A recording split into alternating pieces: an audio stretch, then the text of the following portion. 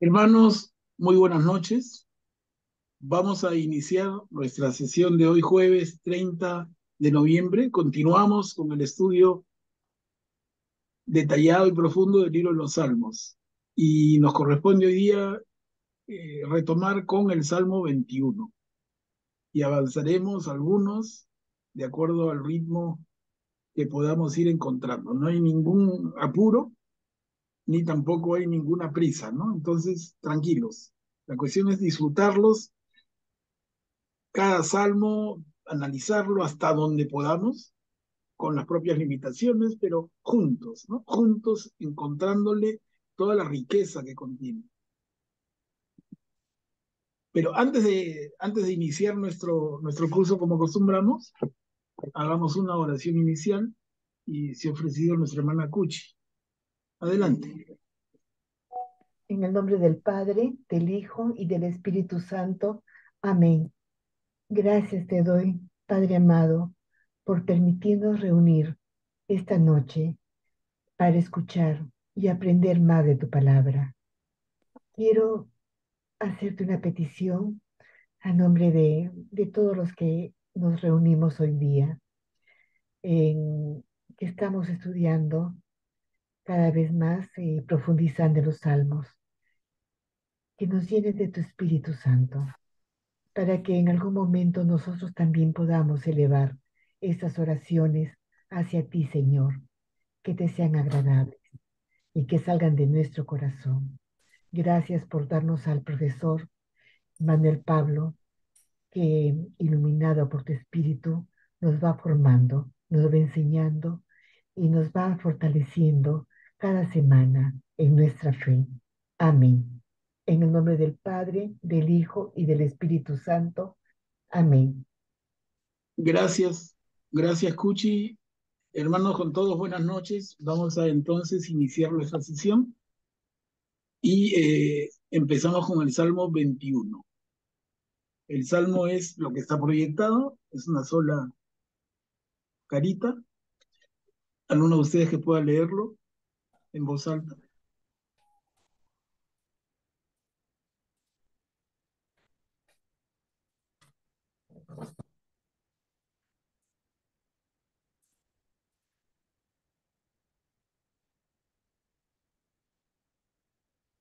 Yo lo leo, Manuel Pablo, buenas noches. Buena Rita, gracias. Adelante.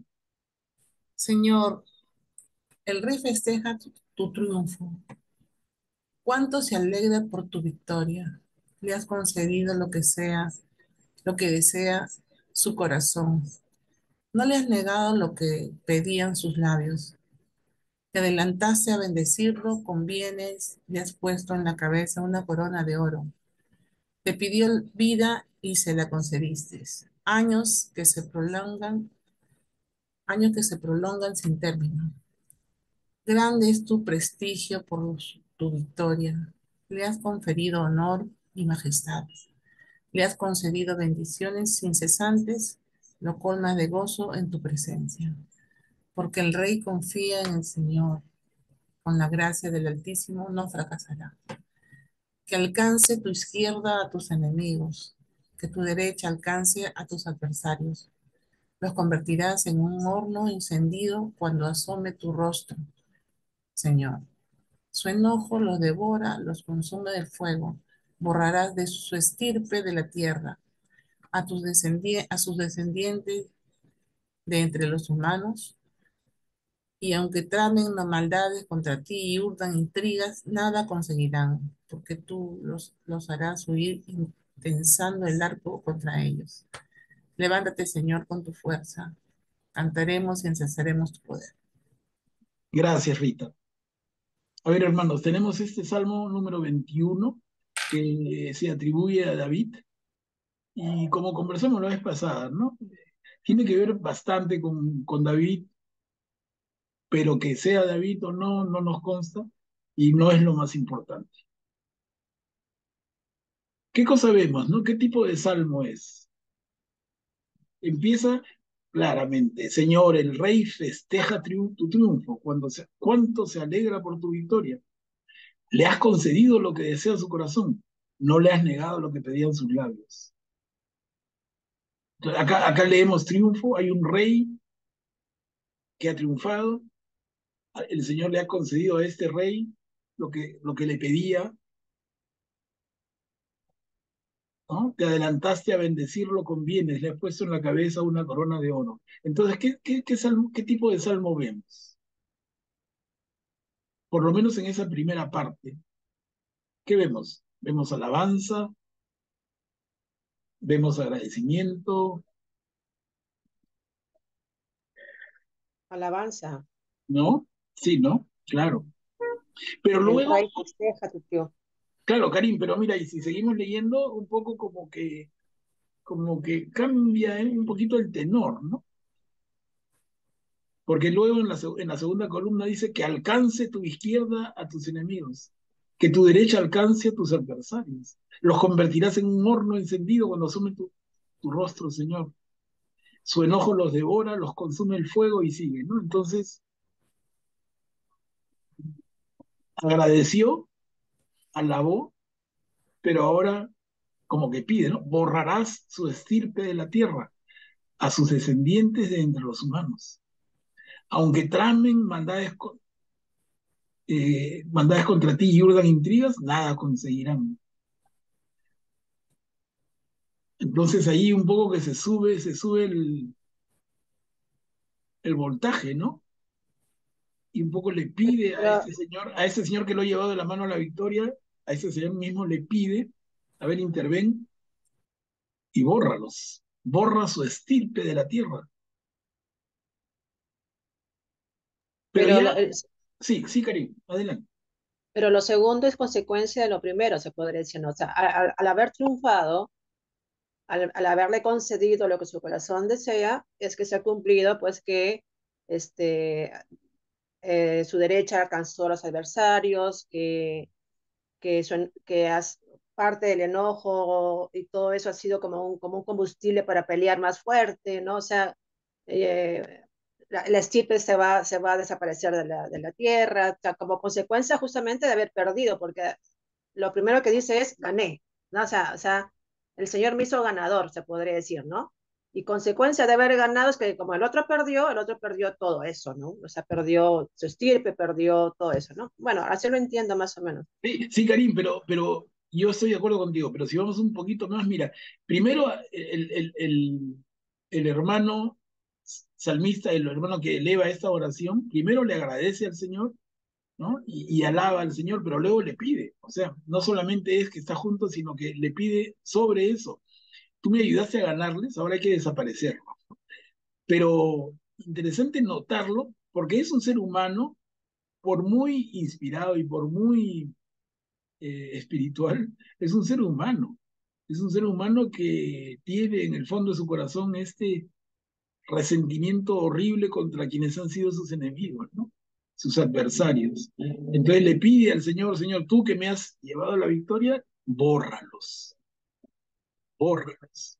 Aunque tramen maldades, urdan intrigas, nada conseguirán, porque los harás huir. Entonces, y el final es muy fuerte. Levántate, Señor, con tu fuerza. Levántate. Otra vez ese verbo que en castellano no dice tanto como sí en el original, ¿no? Ese levántate. Oye, tú que estás sentado, tú te has echado, levántate. Y levantado, lleno de vida, lleno de fuerza, lleno de poder, bórrame a esta gente, ¿no? Entonces, poca tolerancia con el que ha sido su adversario. Yo no lo digo de parte de Dios para nada, no sé, en todo caso lo dejo planteado para conversarlo, pero no es que este sea un Dios malo, no. El que le pide, el que le ora, le está pidiendo que actúe de una manera que no es la manera de actuar de Dios, pero refleja sí lo que hay en el corazón de este salmista, de este hombre que ora, ¿no? Entonces, lo digo para un poco distinguir. Hay palabras duras, pero no son palabras de Dios, son palabras del que le pide al Señor. Señor, te alabo y te agradezco, tú me has hecho ganar, pero a estos, bórralos, ¿no? Y entonces al final, como decíamos, levántate, Señor, con toda tu fuerza. Entonces hay humanidad, mucho de humanidad en este salmo, pero no refleja la misericordia, ¿no? Porque la misericordia implica perdón, y aquí no hay perdón, ¿no? En fin, y a ver, compasión. como digo, mira, los pico un poquito para ver si les provocan una intervención. Augusto, adelante. Buenas noches. Como se dice, palabras duras para épocas duras, ¿no? Ese era el momento de la historia, en ese momento, digamos, esa era la forma de actuar. Porque claro, si tú de repente el rey perdonaba a sus enemigos, ay, los perdono a todos los que alguna vez me atacaron. Se unen de nuevo y lo aplastan. Lamentablemente, en ese momento de la historia, eso es lo que Dios permitió. Es su voluntad permisiva, lo permitió así porque era el momento. Luego ya cuando llegara Jesucristo, sería el momento de ya elevar la enseñanza que viene del Antiguo Testamento y reforzarla aún más, reforzarte el aspecto de la misericordia de Dios, porque ya está un poco más preparado, ¿no? El pueblo para aceptarlo. Y gracias, Augusto. Cuchi. Sí, gracias. Eh, los salmos sabemos que son escritos por hombres, que se desconoce en realidad los autores específicos. Al ser una oración realmente hecha por nosotros, seres humanos, porque hasta ahora, ¿no? Eh, no es solamente de alabanza, de gratitud, de petición, es que cuando se atraviesa, como vino dijo Augusto, por momentos difíciles, incluso aún actualmente, eh, sale esa parte humana. A veces, Señor, que les llegue ya el turno de que paguen lo que han hecho, el deseo pues de que les pase algo también a esta gente que está haciendo daño. Eso es en ese sentido, ellos lo enfatizan y muy fuertemente, pero eso no quita también de que aún hoy, eh, cuando me pasa a mí y después tengo que decir, perdóname, Señor, no, no es así, no es eso, es ayúdales a que cambien, conviértelos, en fin, yo cambio inmediatamente, pero se sale esa parte nuestra, somos humanos. Claro, claro, Cuchi, gracias. Miren, y cuánto los invito siempre, solamente en ánimo de fastidioso que soy, pero no de traer un tema político a la discusión, no, no, para nada. Pero mire, si leemos este Salmo 21 a la luz del problema de ahorita de Israel con Hamas, y lo leemos como que el salmista es un israelita, un israelí ahora, ¿no? Y que le agradece al Señor porque están en este proceso de castigo al pueblo de Gaza. Y luego en la segunda columna, cuando dice que alcance tu izquierda a tus enemigos, que tu derecha alcance a tus adversarios, los convertirás en un horno encendido cuando asomes tu rostro, Señor, borrarás su estirpe de la tierra. Les digo, si lo leemos con la cabeza un ratito nomás, y sin ánimo de torturarnos, pero no sería de alguna manera el actuar de Israel con Gaza. Miren, ¿no? O sea, no es que Israel sea acá en el siglo XXI la víctima, es al contrario, ¿no? Entonces, pero como que le pidieran eso, Señor, bórralos. Como que también algunos extremistas musulmanes piden al Señor, a su Señor, a Alá, le piden que borre a Israel del mapa también, ¿no? Borra su estirpe de la tierra. Miren qué nivel de intolerancia y qué nivel de inmisericordia, ¿no? Pero un poco distinto, ¿no? Porque, bueno, Israel pide que borre, digamos, podría estar pidiendo que borren a Hamas. Lamentablemente, claro, sabemos que cuando actúa Israel, no le importa mucho las pérdidas humanas del lado de los palestinos, ¿no? Pero digamos, su intención no creo que sea borrar a los palestinos, dado que Israel mismo tiene 1,5 millones de palestinos viviendo dentro de Israel, pero sino destruir a Hamas, ¿no? Aquí sí se aplicaría con Hamas, más lo veo que con los el pueblo No, palestino. no, de acuerdo, perfectamente de acuerdo. No pretendo que se vea eso como contra Palestina, sino contra Hamas en Gaza. O sea, bien localizado el tema, pero como que las palabras tuvieran hasta un sentido de vigencia, ¿no? Es de verdad leer los salmos así despacito y pensarlo y meditarlo, volverlo a leer, pensar en el tiempo que vivieron ellos, pero en el tiempo actual, en nuestra propia experiencia de vida, y le encontramos más, ¿no? Ahora, en este Salmo 21, ¿qué rostro de Dios vemos? Porque ahí vale la pena detenernos un segundo, porque podría llevar a una falsa percepción. En el sentido, les digo, de que el salmista le pide al Señor una acción de exterminio contra su adversario, pero ese es el rostro de Dios que recibimos. Yo creo que ahí tenemos que, no sé, distinguir entre lo que es el verdadero rostro de Dios y lo que le pedimos a Dios. Un poco lo han dicho ustedes, ¿no? Pero no quisiera que para nadie quede confundido eso.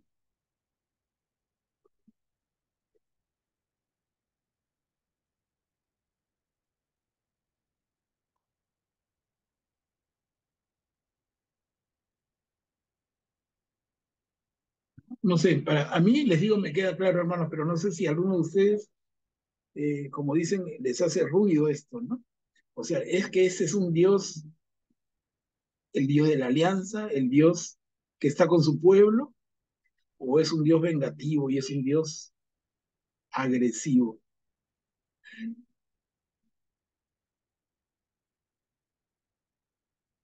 ¿Cómo la ven? Repito, para mí está clarito, pero de repente para algunos de ustedes no, y valdría la pena no pasarlo por alto,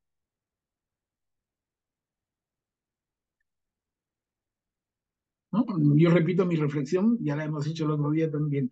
Una cosa es lo que yo le pido a Dios y una cosa diferente es lo que el Señor hace y actúa. Entonces, porque yo le pida a Dios que los devore y los consuma y los borre, eso no quiere decir que el Señor actúe así. Puedo explicar.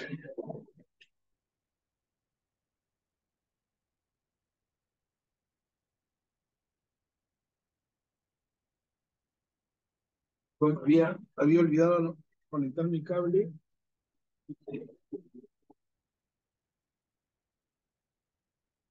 Ya, ya, ya está. Entonces, a ver, hermanos, ¿algún comentario más o pasamos? Vamos al siguiente, Salmo 22. El Salmo 22 tiene 3 diapositivas un poco más largo. Entonces, el hermano o la hermana que lea, por favor, se prepara para leer 3. ¿Quién puede ser?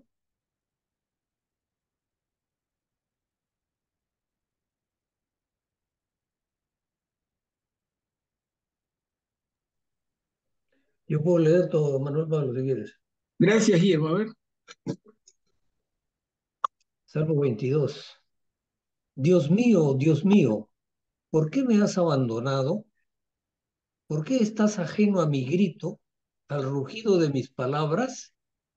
Dios mío, te llamo de día y no respondes, de noche y no hallo descanso.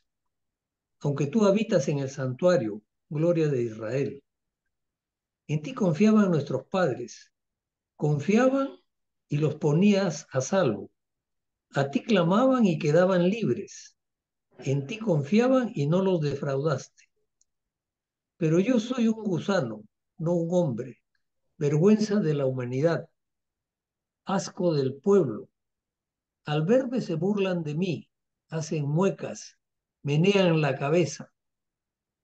Acudió al Señor, que lo ponga a salvo, que lo libre si tanto lo ama.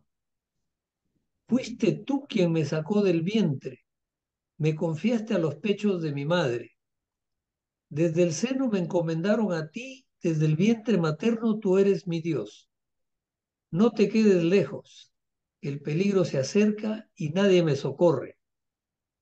Me acorrala un tropel de novillos. Toros de Bazán me acercan. Abren contra mí sus fauces. Leones que descuartizan y rugen. Me derramo como agua. Se me descoyuntan los huesos. Mi corazón, como cera, se derrite en mi interior. Mi garganta está seca como una teja, la lengua pegada al paladar. Me hundes en el polvo de la muerte. Unos perros me acorralan. Me cerca una banda de malvados. Me inmovilizan las manos y los pies. Puedo contar todos mis huesos. Ellos me miran triunfantes. Se reparten mis vestidos. Se sortean mi túnica. Pero tú, Señor, no te quedes lejos. Fuerza mía, ven pronto a socorrerme. Libra mi vida de la espada, mi única vida de las garras del mastín. Sálvame de las fauces del león.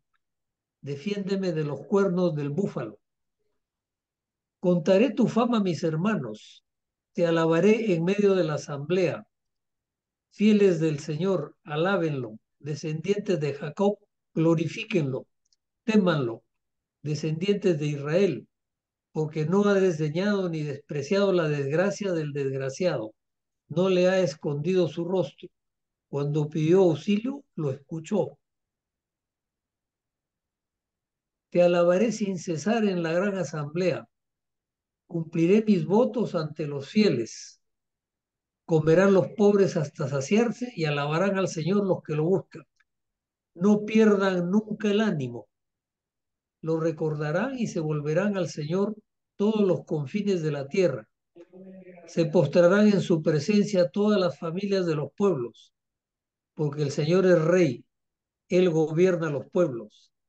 Ante Él se postrarán los que duermen en la tierra, en su presencia se encorvarán los que bajan al polvo. Mi vida la conservará, mi descendencia le servirá, hablará de mí, dueño a la generación venidera, contará su justicia al pueblo por nacer. Así actuó el Señor.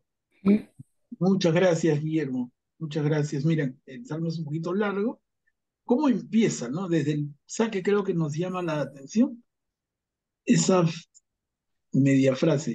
Dios mío, ¿por qué me has abandonado?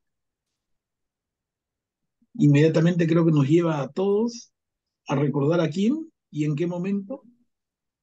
A Jesús en su pasión. A Jesús en la cruz, ¿no? A Jesús en la cruz. Eso lo leemos en el Evangelio. Dios mío, ¿por qué me has abandonado?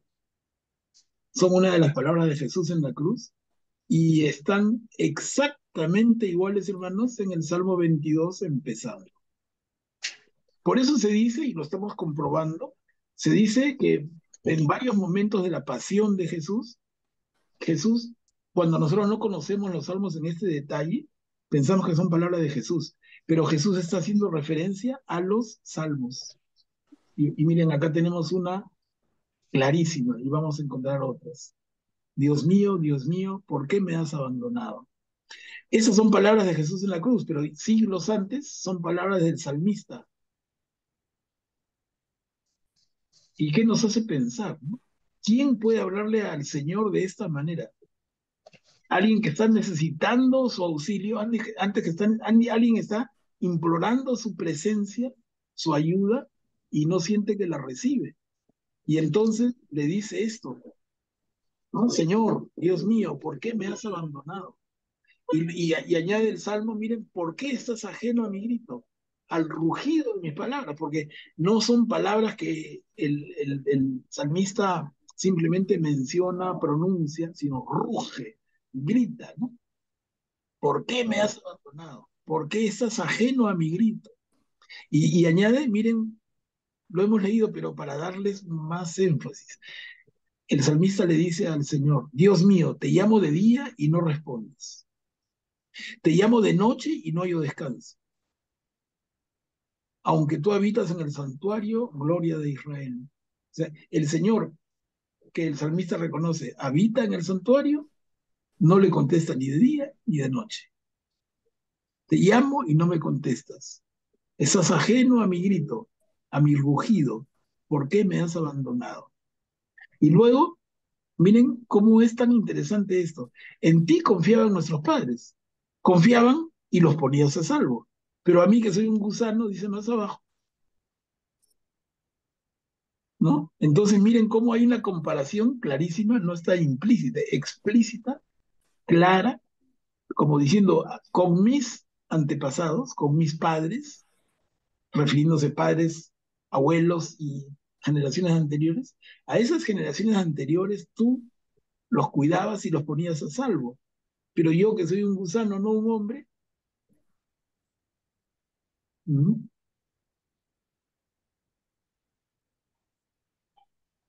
Entonces en la mitad de la segunda columna, no te quedes lejos, que el peligro se acerca y nadie me socorre. Miren, ¿no? Este hombre reconoce en el Señor toda su grandeza, pero siente que el Señor no está con él. Señor, yo sé que existes y yo sé del pacto que tienes con mi pueblo y por ende conmigo. Yo sé que tú has salvado a mis antepasados de muchas circunstancias, pero ahora yo que te necesito no te siento. ¿Dónde estás?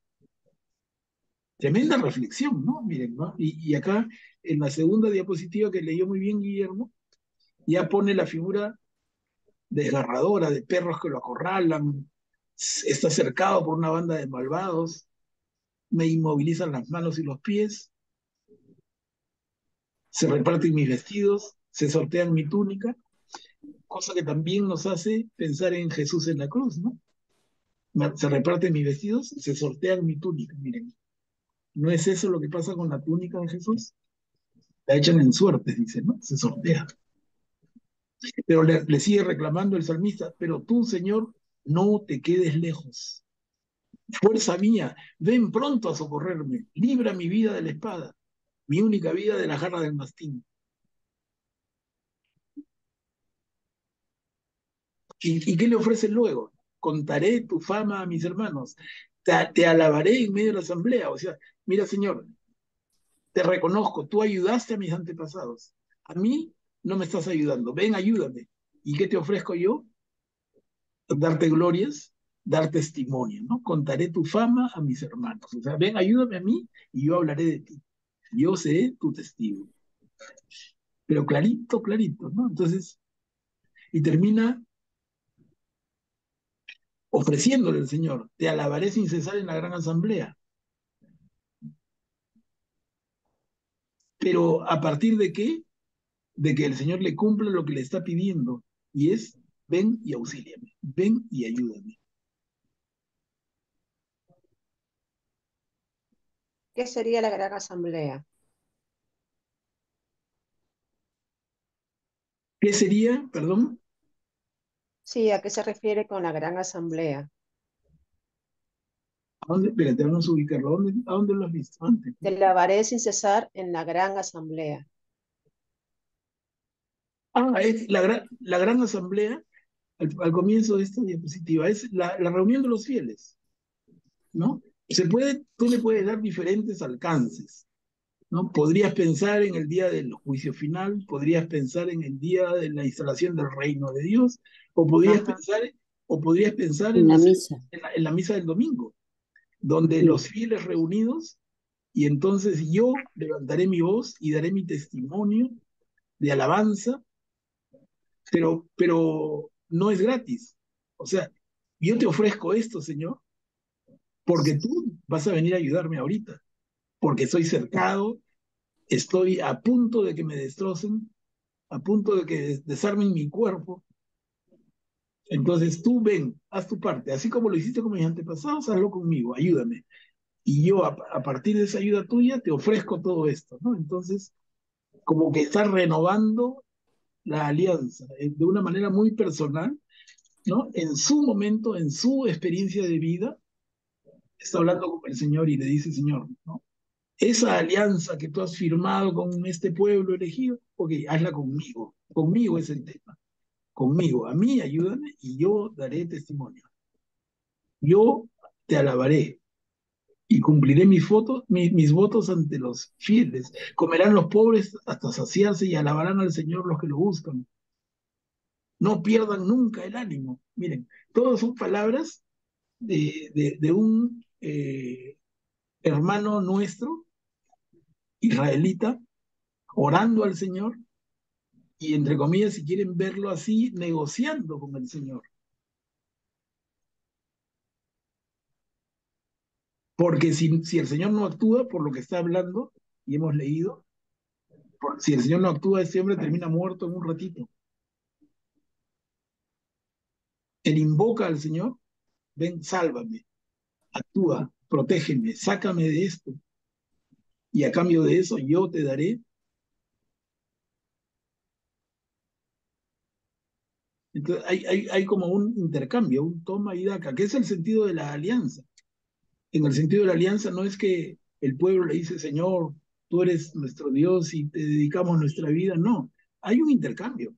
Desde el encuentro de Dios con Abraham, hay un intercambio, como diríamos, toma que te doy.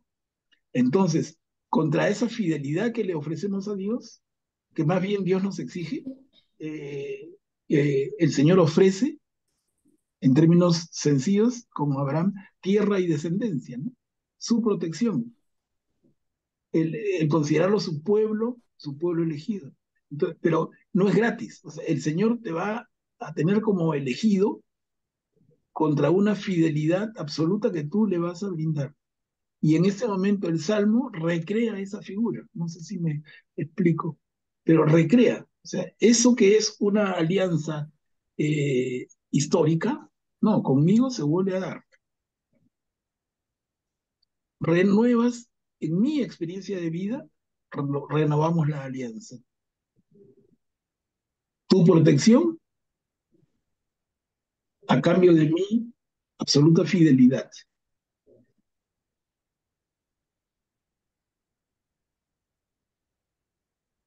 No sé, es lo que me produce este salmo que es un poquito largo, pero como vemos, cuando son más largos tiene como que más elementos, ¿no?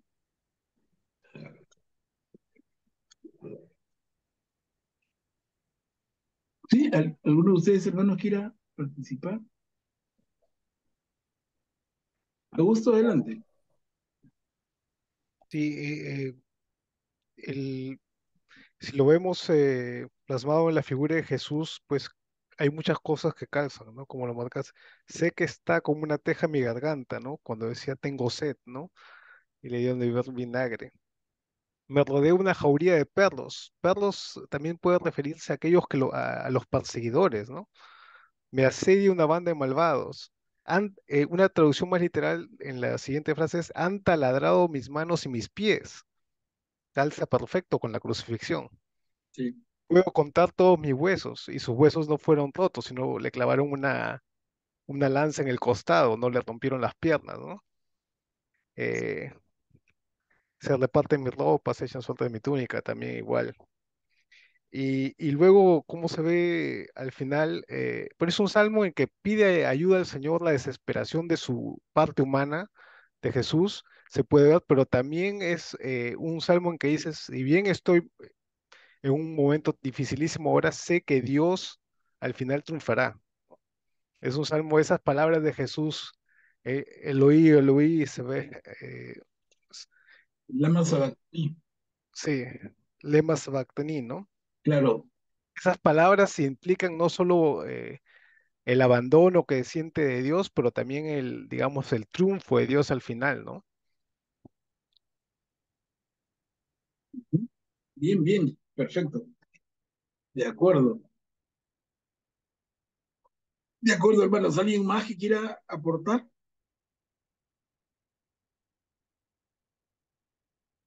Diríamos que ese salmo nace de un sufriente, nace de un hombre o una mujer acorralado en su momento, que no encuentra salida más que en el Señor. Y notamos dolor y desesperación, urgencia. Bien interesante es su composición. A ver, entonces avancemos. Salmo 23, este es más cortito, ya no nos va a hacer tanta dificultad. También dice Salmo de David. Prácticamente todos los salmos son de David, en teoría, ¿no? En la práctica, les digo, es un tema para agarrarnos a cabezazos, porque no hay acuerdo. ¿Quién puede leerlo? El Salmo 23. Este es el salmo quizá más conocido del libro de los Salmos. El Señor es mi pastor, nada me falta. Seguramente alguno de ustedes lo puede leer sin leerlo, porque se lo sabe de memoria. A ver, ¿quién se ofrece?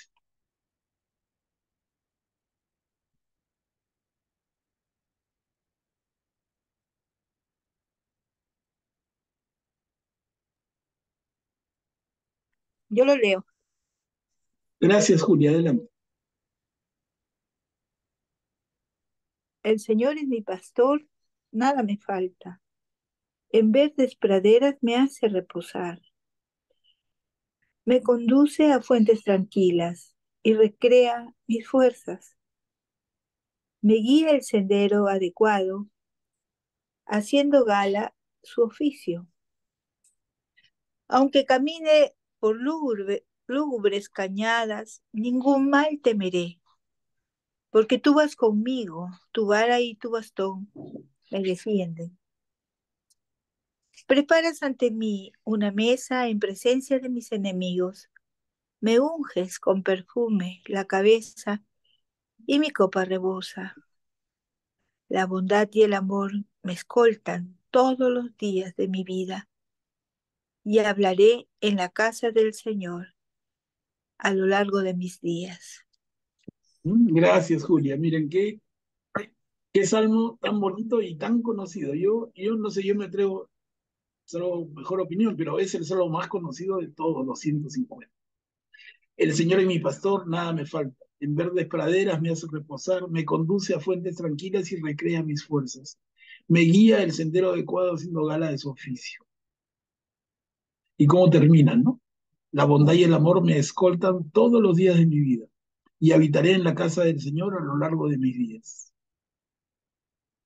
Es un salmo que denota confianza, absoluta confianza. Confianza en que al lado del Señor, como dice, nada te faltará. Si estás con Él, Si tú estás con el Señor, ¿quién contra ti? Como decía Pablo también en alguna de sus cartas. Si el Señor está en ti, ¿quién contra ti? Entonces, ese salmo es un ejemplo perfecto de lo que es un salmo de confianza, de fe. La fe es eso, ¿no? La fe es confianza. Señor, a tu lado, nada me falta.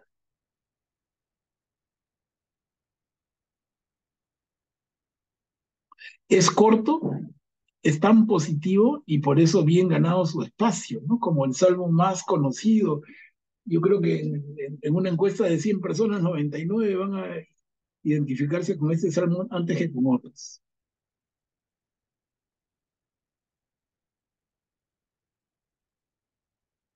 Pensemos nomás cuántas veces lo hemos rezado. ¿Cuántas veces? Cientos de veces. Y en la liturgia de la iglesia también se usa muchísimo, muchísimo. Yo diría que más que ninguno otro.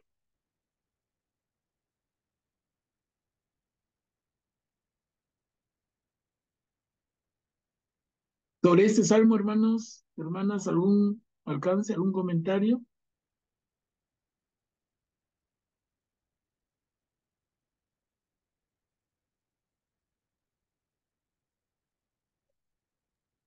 Manuel Pablo, Julia, adelante.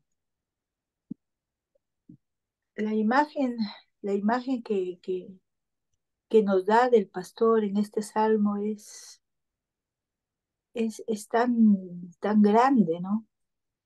Porque es el que guía, es el que protege, es el que conoce la voz ¿no? De sus ovejas, y sus ovejas lo reconocen. El Señor es mi pastor, nada me falta, y preparas ante mí una mesa en presencia de mis enemigos. Es decir, es un todo, es un todo. Lo presenta el pastor como el Padre, como el que te salva, como el que te abraza, como el que cura tus heridas, como el que está ahí siempre. Y esta parte tan linda, donde habla de los días de bendición, algo así dice: perfumas mi cabeza, tu vara y tu bastón me defienden. Y también, como dices tú, en la Eucaristía, ¿no? Es Él, su presencia, y todo lo que nos brinda en ese momento. Es Claro, siempre, siempre cuando hay momentos de tribulación, de cerrar los ojos y pensar, el Señor y mi pastor, nada me falta, por verdes praderas me hará reposar. Es que ya estás como recostándote en ese lecho que Él te pone de praderas verdes, y Él a nuestro lado. No sé, me hace muy profundo, siempre lo tengo en mente, como dices tú, este salmo. sí, sí, Julián, muchas gracias. Y miren, y como Julián nos ha hecho ver en el detalle, empezando la segunda columna, cuando dice, preparas ante mí una mesa en presencia de mis enemigos, y continúa diciendo, me unges con perfume la cabeza. Y ahí un alto pequeñito nada más, pero el Señor nos unge con perfume la cabeza. Y yo les digo, a ver, en el contexto de la cultura y la religiosidad hebrea, ¿a quién se le unge la cabeza? ¿A quién se le unge? A un rey. Miren, Ah, entonces, bueno. a un rey. Entonces el salmista, que es un hermano o una hermana que hace oración, le está diciendo al Señor, Señor, tú me unges, tú me haces rey. Miren, por eso uno lo lee y lo lee a la rápida y se le pasa, pero cuando nos detenemos, cuando vamos despacito y le vamos agarrando el sabor a cada parte, ¿no? Señor, tú me haces rey. Y luego decimos, y la iglesia nos enseña, que cada uno está llamado a ser sacerdote, profeta y rey. Y acá viene lo de rey, ¿no? El Señor nos unge la cabeza con perfume.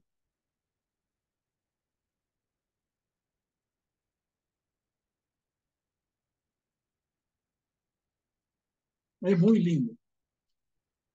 Y termina pues de esa manera maravillosa, de una confianza total en lo que nosotros conocemos como cristianos, pero que no estaba claro para los judíos, el concepto de la vida eterna, ¿no? Y está al final, habitaré en la casa del Señor a lo largo de mis días, pero mis días son mis días en el pellejo humano o mis días son la vida eterna. Ahí ya creo que cada uno le va a dar un alcance mayor. El concepto que ahora tenemos como cristianos no lo tenían tan claro los judíos, pero se aplica perfectamente. Nuestra fe en la vida después de la muerte es que vamos a la casa del Señor como Jesús mismo lo ofrece. Y ya lo hemos mencionado más de una vez. Más claro que en ninguna parte está en el Evangelio según Juan. Cuando un diálogo que tiene Jesús con Pedro y Pedro le pregunta, Señor, ¿dónde vas tú? Donde vayas tú yo quiero ir. Y Jesús le dice, no, Pedro, donde yo voy no puedes ir, no puedes venir en este momento, pero yo más tarde vendré por ti. Y le explica, ¿no? Y le dice, porque me voy a preparar un lugar para ti en la casa de mi padre. Y cuando esté listo, vengo por ti. Entonces le está ofreciendo vida eterna, habitar en la casa del Señor a lo largo de sus días, pero no solamente sus días en la tierra, sino de sus días en la eternidad. La felicidad absoluta de los que creemos en Jesús. Es muy lindo, muy profundo, ¿no? Entonces, su alineamiento, porque es un texto del Antiguo Testamento, como todos los salmos, pero cómo se alinea y cómo encaja con el mensaje de Jesús, ¿no?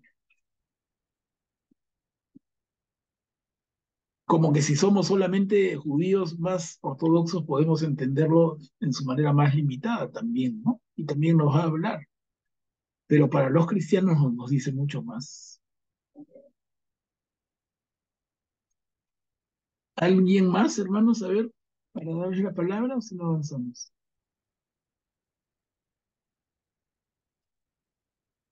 A ver, avanzamos otro poquito. El Salmo 24.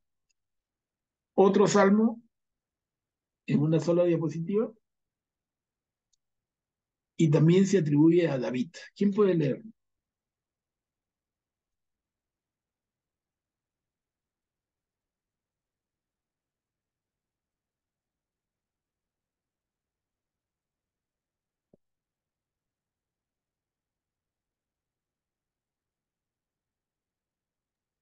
Yo lo leo. Gracias, Jaime. Espero que la bulla ambiental no interfiera mucho. Salmo 24. Del Señor es la tierra y cuanto la llena, el mundo y todos sus habitantes, porque Él la fundó sobre los mares, Él la asentó sobre los ríos. ¿Quién puede subir al monte del Señor? ¿Quién puede estar en el recinto sagrado? El de manos inocentes y corazón puro, que no suspira por los ídolos ni jura en falso. Ese recibirá del Señor la bendición y el favor de Dios su Salvador. Esta es la generación que busca al Señor, que viene a visitarte, Dios de Jacob. Portones, alcen los dinteles, levántense puertas eternales, y que entre el Rey de la Gloria. ¿Quién es ese Rey de la Gloria? El Señor, héroe valeroso, el Señor, héroe de la guerra. Portones, alcen los dinteles, levántense puertas eternales, y que entre el Rey de la Gloria. ¿Quién es el Rey de la Gloria? El Señor Todopoderoso. Él es el Rey de la Gloria. Gracias, Karim. Miren, ese salmo también breve, sencillo, pero de tremendo mensaje, ¿no? ¿Y cómo empieza? Del Señor es la tierra y cuanto la llena, el mundo y todos sus habitantes, porque Él la fundó sobre los mares, Él la asentó sobre los ríos. Entonces, hay una afirmación absoluta. ¿Quién es el dueño de las cosas? Es el Señor. ¿Y qué somos nosotros? Como nos transmite claramente la Biblia y lo recoge la doctrina social de la Iglesia, las cosas son propiedad del Señor y nosotros debemos actuar como sus administradores. Pero ¿qué problema se genera cuando nosotros pensamos que somos los propietarios, algunos, una minoría y una mayoría de desposeídos, y aparecen relaciones de trabajo tan abusivas y tan injustas, y en fin, la cantidad de males, ¿no? Entonces, interesante cómo empieza en este anuncio. Hermanitos, no se confundan. Del Señor es la tierra y cuanto la llena. Del Señor es. Repito entonces, está implícito el concepto y que podría dar pie a un diálogo sobre el tema de la propiedad, pero que corresponde mucho más a la doctrina social de la Iglesia. Les digo, el tema está absolutamente desarrollado allí y da para bastante y es muy actual. Y luego dice en el segundo párrafo, ¿quién puede subir al monte del Señor? ¿Quién puede estar en el recinto sagrado? ¿A qué se refiere? ¿Cuál es el monte del Señor, el recinto sagrado? Es el templo de Jerusalén, ¿no? Entonces, ¿quién puede estar en el templo? Entendiendo el templo no como un lugar, como una cueva de ladrones, ¿no? No, entendiendo el templo como la casa de Dios. Y el mismo Salmo lo contesta, dice, ¿quién puede estar? El de manos inocentes y corazón puro.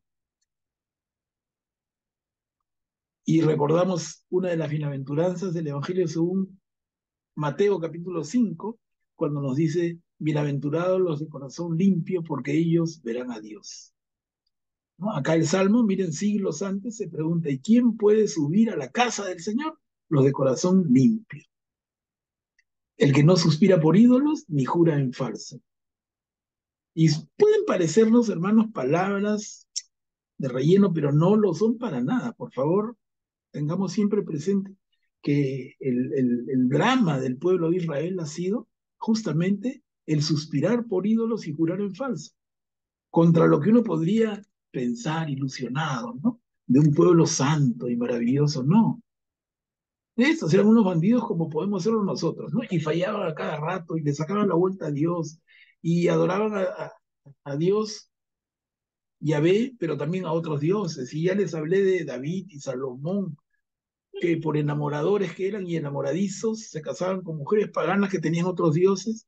Y no es que la mujer pagana se convertía a la religión de Salomón, no. Salomón era muy concesivo. Entonces, yo adoro un día me voy a mi templo con mi querido Dios, el que yo digo que es el verdadero que ella ve, pero al día siguiente, para contentar a mi mujer, adoro a su Dios, a quien también he construido un templo. Entonces, cuando dice corazón puro que no suspira por los ídolos ni jura en falso, es un montón de realidad.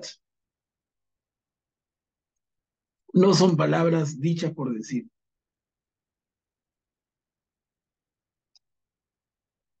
Y hemos visto cuando veíamos hace un tiempo en nuestro curso anterior a los profetas, cómo eso es que los profetas en casi todos los casos lo sacan tan en cara y todo lo enrostran, ¿no? A los gobernantes y al pueblo de Israel que suspiran por ídolos y juran en falso. Miren, ahí está.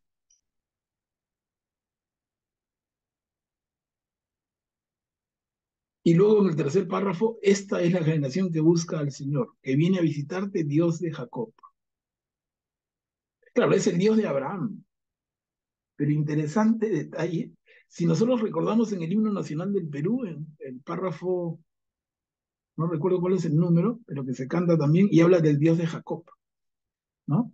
Comentario nada más, ¿por qué no decimos el Dios de Abraham, que es nuestro Dios? Porque el Dios de Abraham es el Dios de Isaac, es el Dios de Jacob. Pero ¿por qué el subrayar aquí Dios de Jacob? Y el detalle es muy simpático.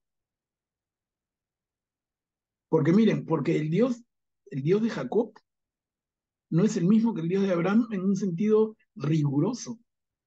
Porque Abraham, ¿se acuerdan que tiene dos hijos? Ismael e Isaac. Y de Ismael nace el pueblo árabe que luego va a ser tremenda religión gigantesca, que es el Islam, los musulmanes. Mahoma y su dios Alá.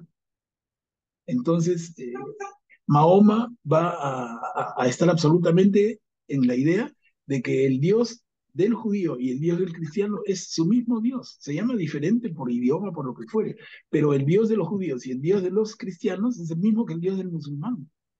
Es el Dios de Abraham. Entonces aquí, miren, no está de gratis decir Dios de Jacob.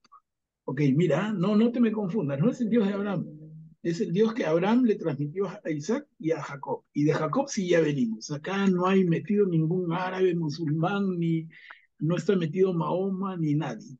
El Dios de Jacob. Y les digo entonces, chequeen en el himno nacional, en la estrofa que se ha incorporado, y se canta al Dios de Jacob.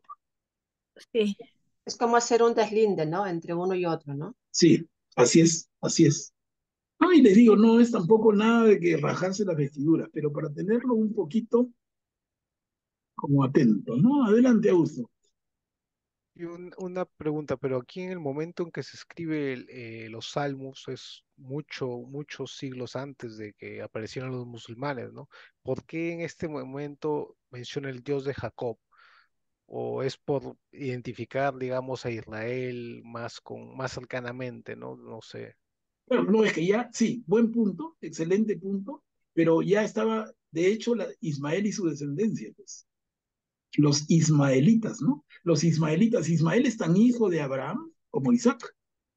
Y el tema llega a mayores, bueno, ya llega a mayores con el Islam, con Mahoma y la religión musulmana, llega a mayores porque ellos cuentan la historia igual, pero solamente cambian el orden. No sé si ustedes se han percatado. Den una miradita al Corán, no les va a pasar nada. Son unos bandidos, en el buen sentido digo, ¿no? O sea, inteligentes, pícaros como si fuéramos nosotros hoy. Pícaros. ¿Qué cosa hace el Corán? El Corán nos cuenta la historia de que Abraham tiene dos hijos, uno con la esclava y otro con la libre. Pero el hijo de la libre es Ismael y el hijo de la esclava es Isaac.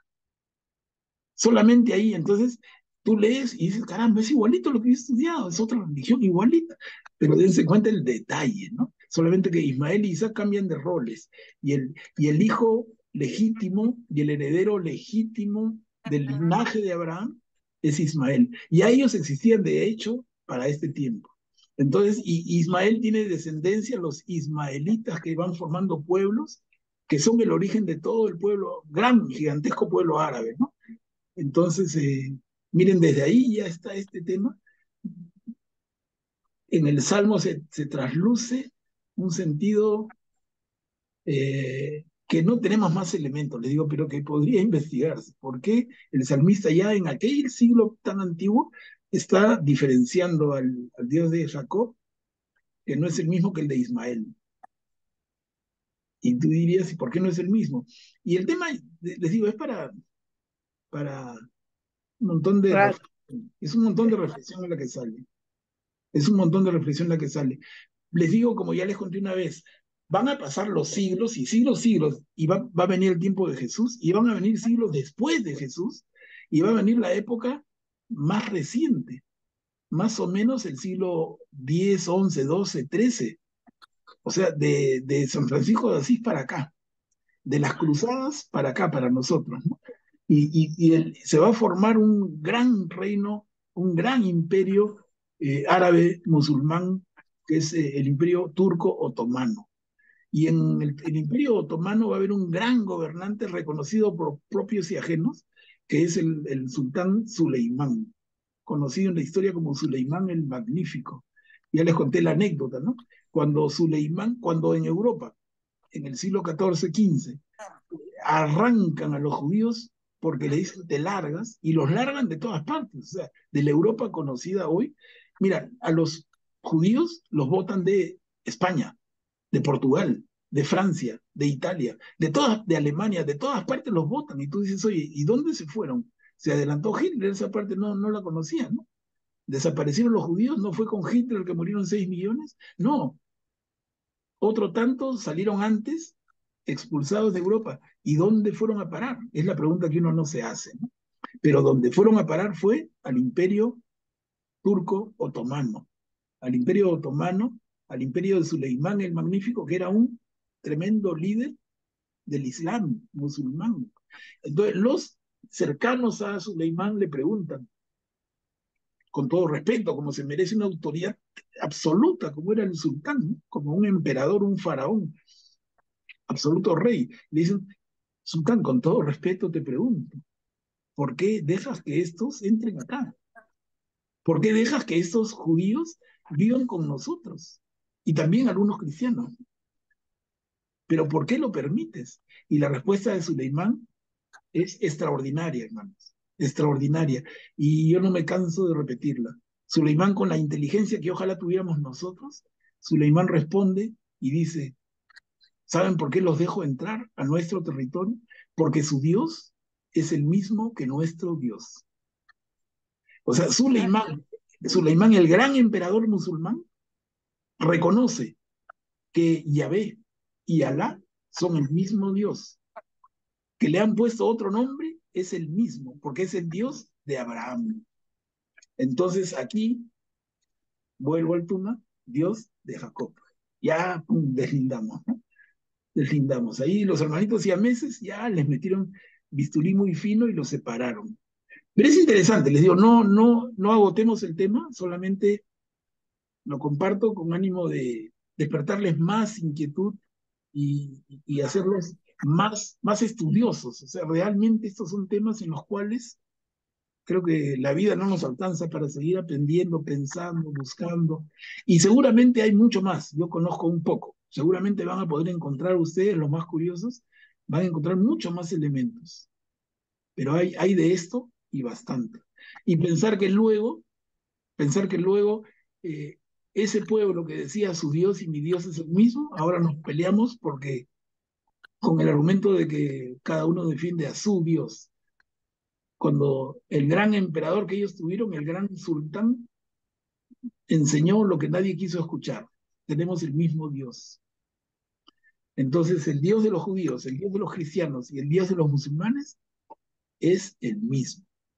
Y es el Dios de Abraham. Miren, el tema da para mucho. Les digo, no quiero agotarlo y por favor no me crean en esto ni en nada. Simplemente yo les transmito como para despertarles más inquietudes y que se vuelvan más acuciosos, más curiosos. Por eso es que se abrieron las cortes abrámicas, ¿no? Para tratar de solucionar el conflicto. Y eso, las cortes abrámicas que se abrió entre Palestina y el pueblo judío, trataban de Claro, solucionar el conflicto por ese lado. claro, es que realmente nos une lo más importante, ¿no? O sea, si somos hijos de Dios y somos hijos del mismo Dios, del mismo Dios. Y si somos hijos del mismo Dios, nos odiamos, nos matamos o algo no estamos entendiendo. De verdad que es tremendo tema y que puede cobrar actualidad insospechada. Pero ¿quién habla de esto? Casi nadie, ¿no? Son temas muy delicados, en fin, o no se conocen, no interesa hablarlos, pero yo les dejo la inquietud por lo menos. Repito y repito, no me crean, no es, yo estoy hablando, de repente estoy hablando rocas, entonces no me crean, pero por lo menos permítanme dejarles la inquietud. Y ustedes pónganse su sombrerito de detective y su lupa en el ojo y a ver, a buscar y van a encontrar mucho más todavía. A ver, vamos al Salmo 25, este salmo tiene dos partes. El que lo lea entonces se prepara un largo aliento. Otra vez lo atribuyen a David.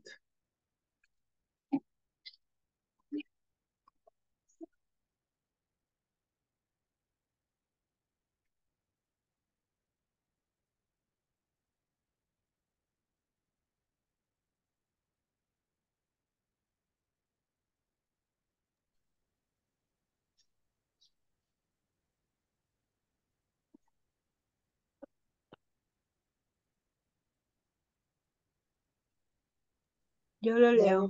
Leemos. Gracias, sí, Ya. adelante, Mario.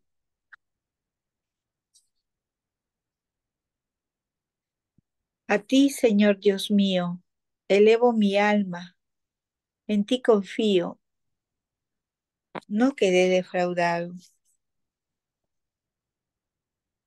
Ni se rían de mí mis enemigos, los que esperen en ti, los que esperan en ti no quedan defraudados.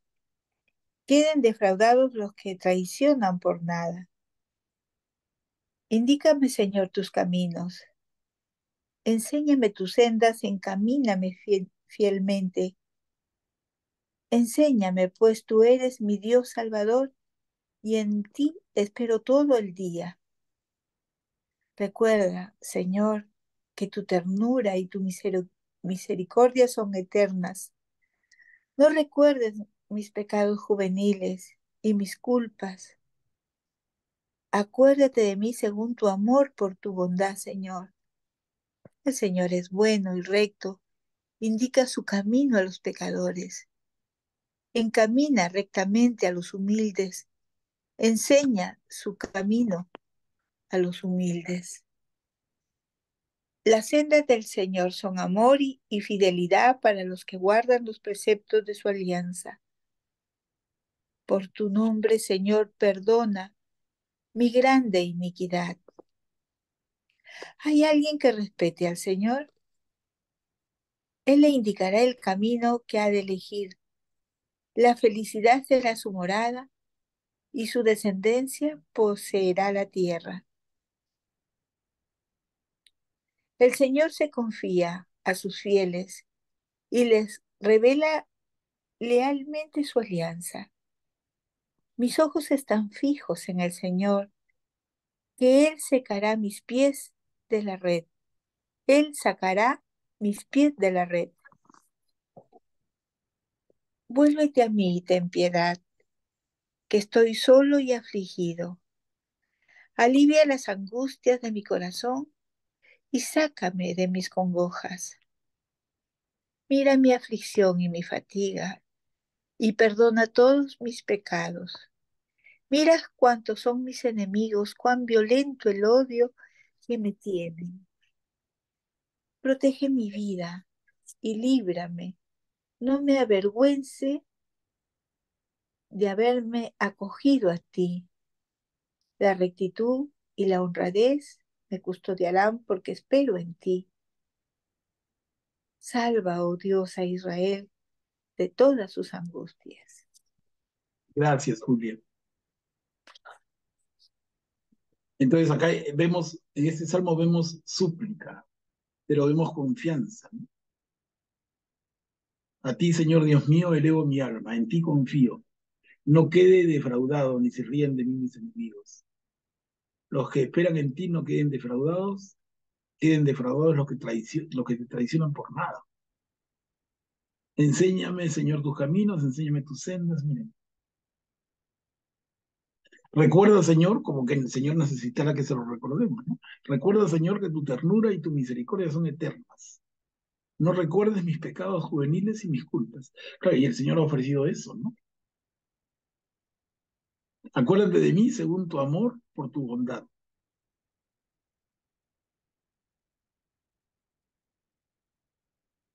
Y lo vamos volviendo a leer. Es tan bonito, ¿no? Es tan bonito.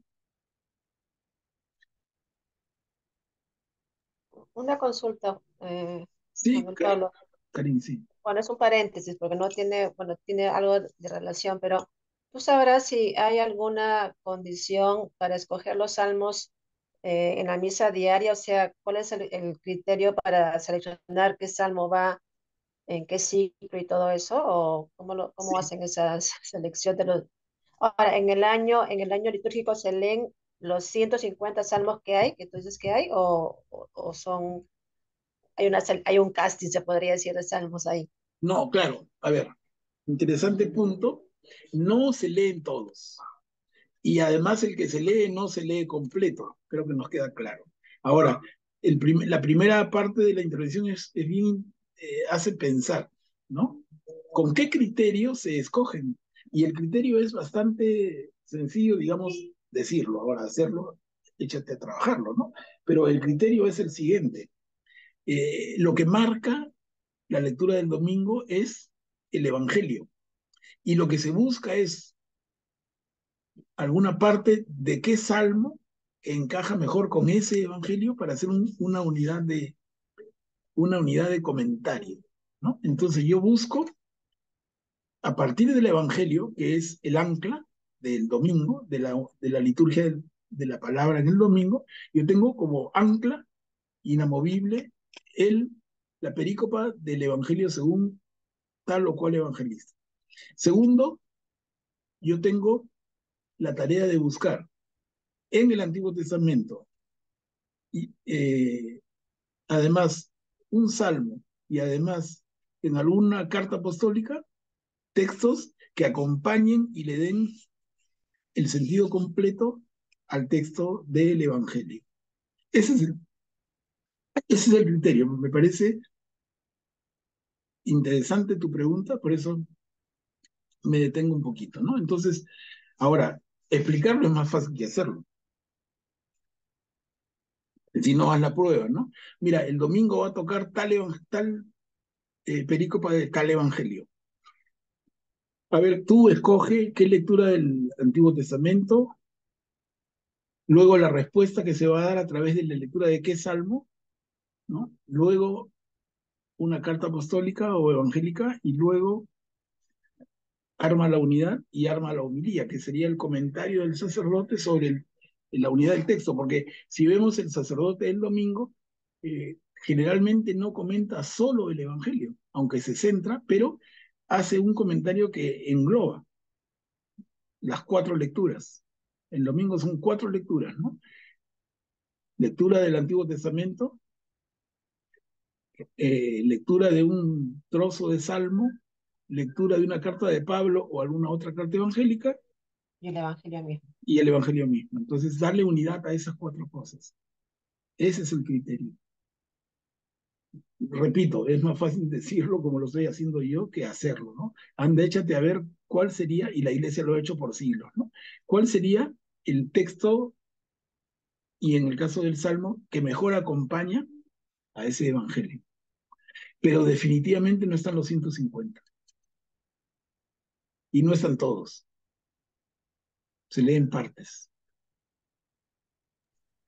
Por eso es que es interesante, y para nosotros creo, el esfuerzo, porque si no sería ya como un refrito, ¿no? O sea, dedicarnos tantas semanas a ver los salmos, sí ya los conocemos, pero no, pues, no los llegamos a conocer en su plenitud.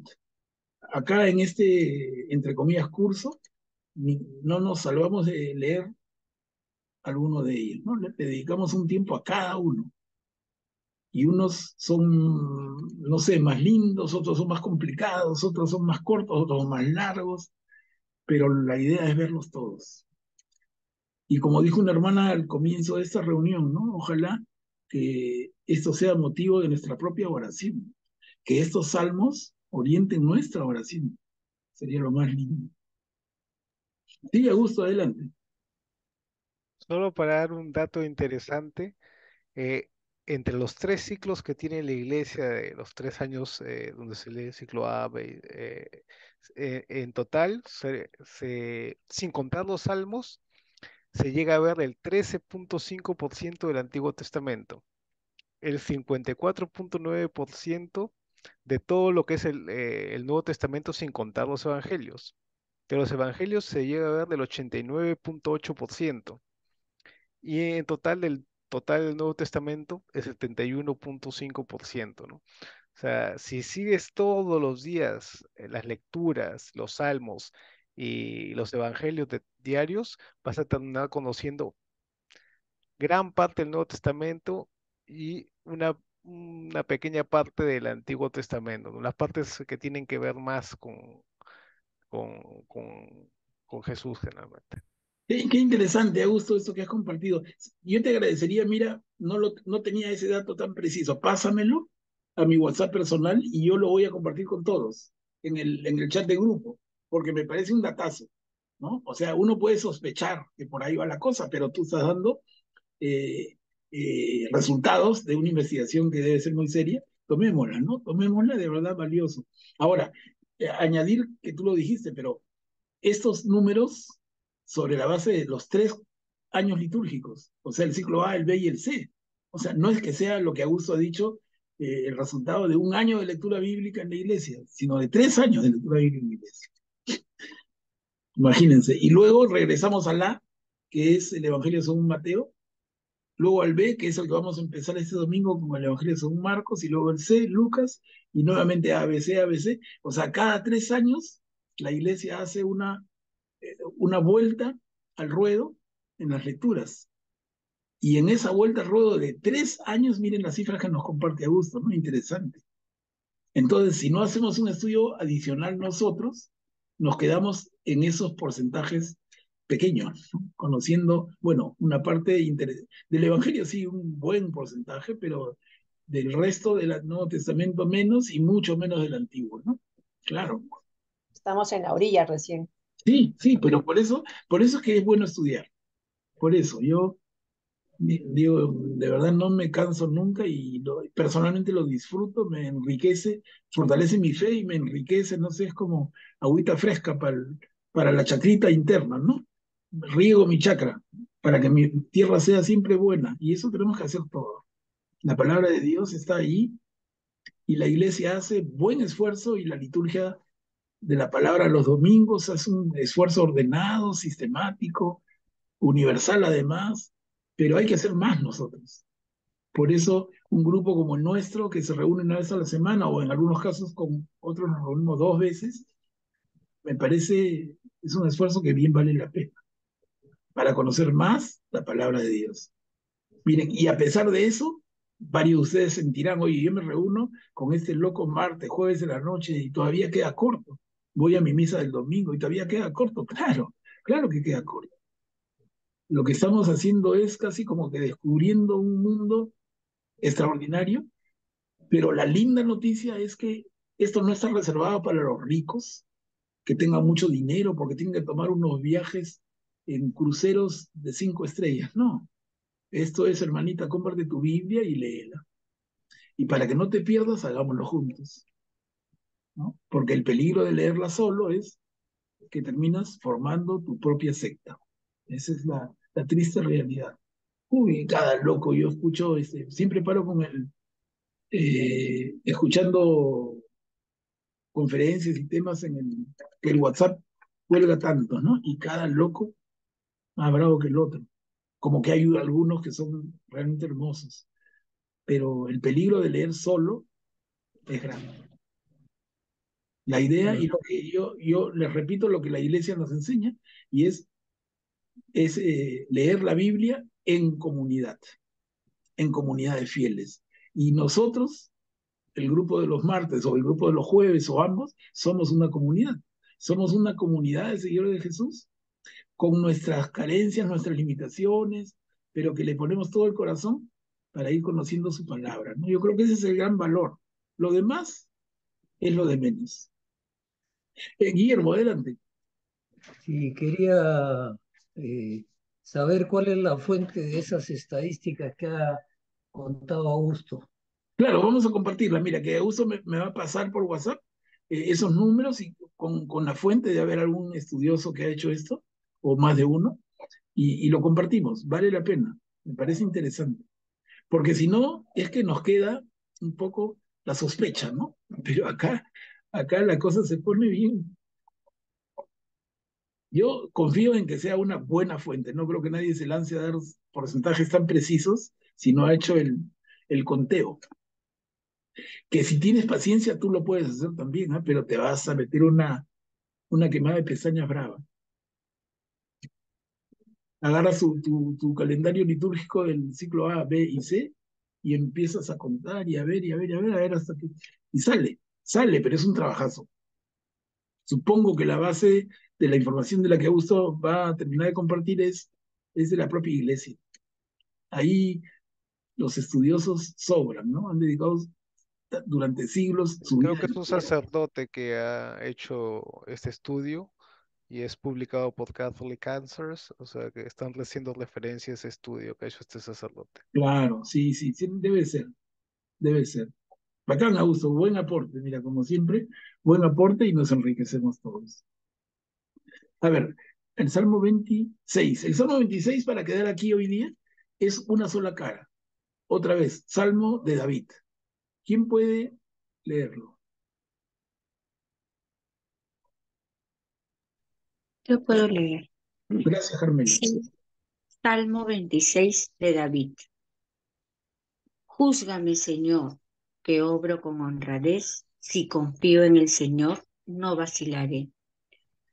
Escrútame, Señor, ponme a prueba. Aquilata mis entrañas y mi corazón, porque tengo ante mis ojos tu amor y camino con fidelidad a ti. No me reúno con idólatras, no tengo trato con los hipócritas. Detesto la banda de malhechores y con los malvados no me siento. Me lavo las manos como inocente y doy vueltas en torno a tu altar. Señor, proclamando mi acción de gracias y contando tus maravillas. Señor, amo vivir en tu casa, el lugar donde reside tu gloria. No permitas que muera entre pecadores, ni que perezca entre sanguinarios, cuya izquierda está llena de infamia y su derecha repleta de soborno. Yo, en cambio, obro con honradez. Sálvame, ten piedad de mí. Mi pie se mantiene en el camino recto. En la asamblea bendeciré al Señor. Gracias, Carmela. ¿Qué les parece, hermanos? Miren, júzgame, Señor, que obro con honradez. Si confío en el Señor, no vacilaré. Escrútame, Señor, ponme a prueba. Aquilata mis entrañas y mi corazón, porque tengo ante mis ojos tu amor y camino con fidelidad a ti. El salmista, nos ponemos otra vez nuestro gorrito de detective y nuestra lupa y empezamos a buscarle. Y parece que el salmista en este caso, por lo menos yo me aventuro, es un sacerdote del templo. Miren en la segunda columna cuando dice, Señor, amo vivir en tu casa, el lugar donde reside tu gloria. ¿Y quién puede decir eso? Es un orante, es un hermano nuestro, israelita, orante, que le habla al Señor en esos términos, ¿no? Amo vivir en tu casa. ¿Y cuál es la casa del Señor para el israelita sino el templo? ¿Y quién vive en el templo sino el sacerdote? Por eso digo yo, un poquito haciendo de detective, como ejercicio, nos da una pista de quién podría ser el autor. ¿Que es David? Dudo, porque David es recién Era- es el hijo de David, Salomón, quien va a construir el templo, la casa del Señor, ¿no? Entonces, pero en fin, podríamos argumentar que no, que puede ser la tienda del encuentro, que aquí y allá, da para bastante. Pero al final de cuentas, lo que vale siempre es el mensaje al final, ¿no? Y es un mensaje tan, tan, tan lindo. Yo obro con honradez, sálvame, ten piedad de mí, mi pie se mantiene en el camino recto, en la asamblea bendeciré al Señor.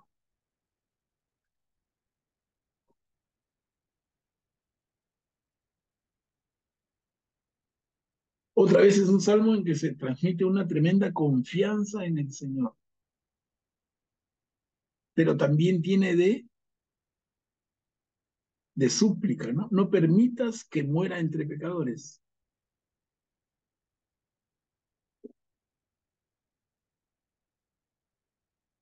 Como si dijera, líbrame del infierno, algo así también, ¿no? Claro, y como nosotros decimos, Karim, perfecto, ¿no? Como Jesús nos enseñó a rezar en el Padre Nuestro, ¿no? Y líbrame de todo mal.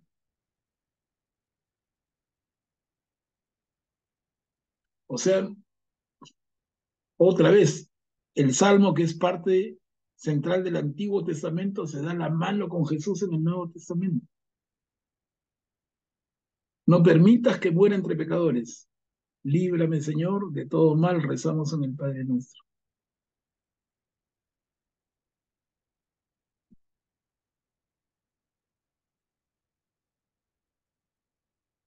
Bueno, hermanos, vamos a quedar aquí voy a marcar el Salmo 27, va a ser el salmo con el que empecemos la próxima reunión, ¿no? Hasta aquí llegamos hoy, pero si hubiera, por favor, de parte de ustedes alguna reflexión final, sería súper, súper valioso.